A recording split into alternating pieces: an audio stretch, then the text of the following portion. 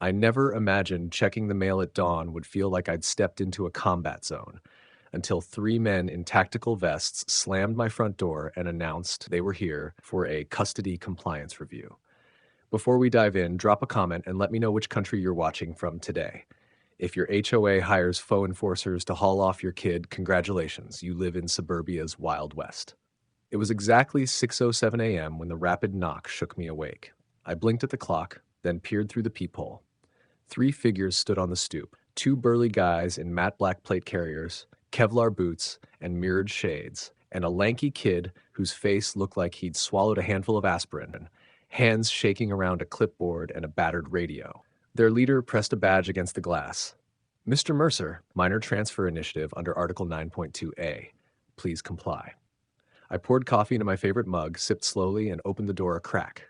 You've got the wrong address, I said, voice even. He flashed a smile that didn't reach his eyes.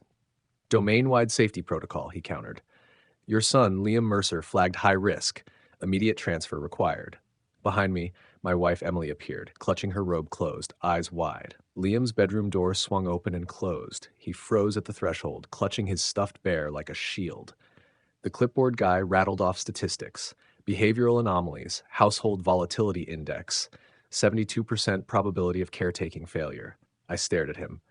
My kid isn't a test subject, I said. He shrugged as if he'd heard it all before. The youngest enforcer cleared his throat, adjusting the radio mic. Stand aside or we log non-cooperation. I stepped forward, planting myself squarely between them and my boy's room. My coffee mug trembled in my hand. Emily's hand found mine, fingers white around my thumb. The three of them exchanged uncertain glances. Clearly, they'd never faced someone who'd spent a decade defusing bombs in hostile territory. They backed off with curt, non-compliance logged and stalked down the porch steps, leaving a crumpled notice at my feet. Eviction pending health review. My hands shook so badly I couldn't light a cigarette. Liam pressed himself against my leg, eyes haunted. I bent down and whispered, I've got you, buddy. Trust me. That morning, my street looked like any other. Trim hedges, morning joggers, paperboys on bikes, but I knew it wasn't. Phase 1 was over. And whatever came next, I was ready.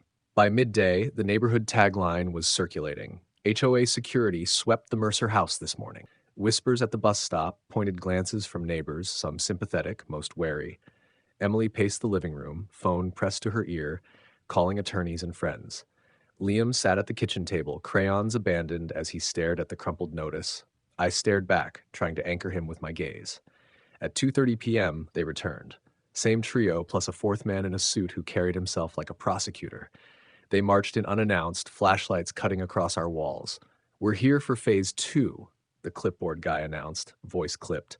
Custodial extraction under new mandate. Liam's eyes darted to me, fear and confusion ringing in his small face.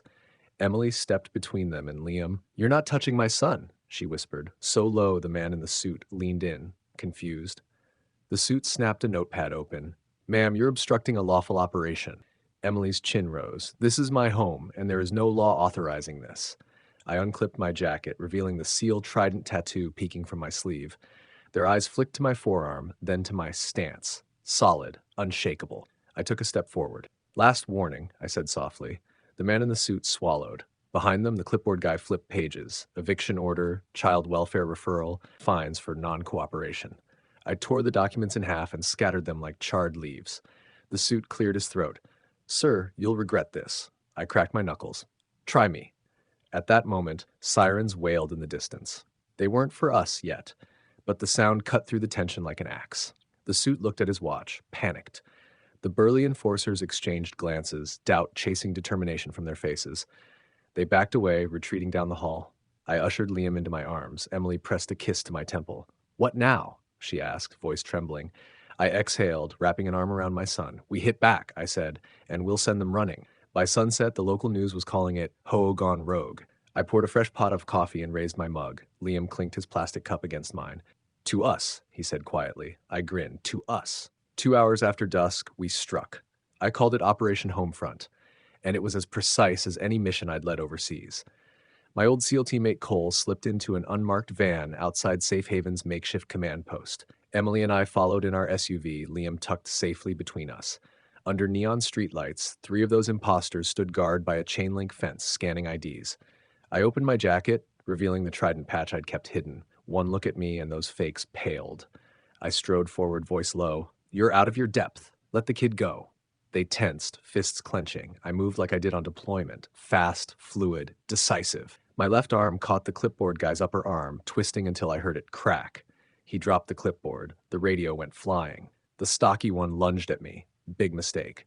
I sidestepped and drove my shoulder into his ribs. His legs folded. The youngest hesitated, and I caught him in a single motion. Arm lock. Elbow snapped. He screamed, crumpling to the pavement. The man in the suit sprinted for the gate, too slow. I grabbed him by the collar, pressed my other elbow into his arm socket, and held it until he begged for mercy. Liam watched from the van's open window, eyes wide but steady. Emily stood by the driver's door, phone out, filming every second. I gave the three of them a final nod and released them. They peeled off into the darkness, nursing broken limbs and shattered egos. I climbed into the van, scooped Liam into my lap, and offered him a half smile. You okay? He nodded, voice small. Yeah. Emily slid in beside us. I held them both close, breathing heavy. The next morning, the HOA board sent a formal apology and disbanded the so-called security team. But headlines don't matter much when you know the truth. Suburban warfare isn't fought with petitions, it's won by those who refuse to back down. If your HOA ever tries to play tough, remember this. Navy SEAL dads don't negotiate for their kids, they take action. And sometimes they break more than just rules. The end.